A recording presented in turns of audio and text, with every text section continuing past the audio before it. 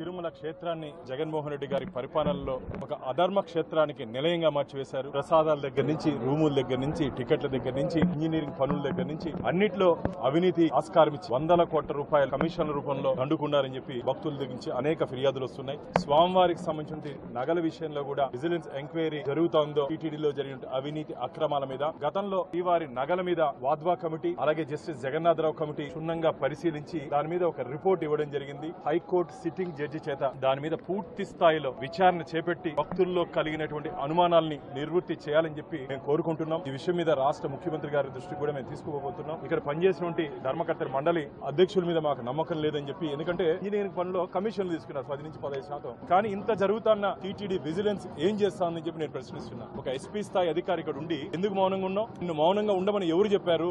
5 సంవత్సరాలు జరిగినటువంటి అవినీతి అక్రమాల మీద ఎందుకు మౌనంగా ఉన్నారు? ఒక్క కేసు కూడా ఎందుకు నమోదు చేయలేదు?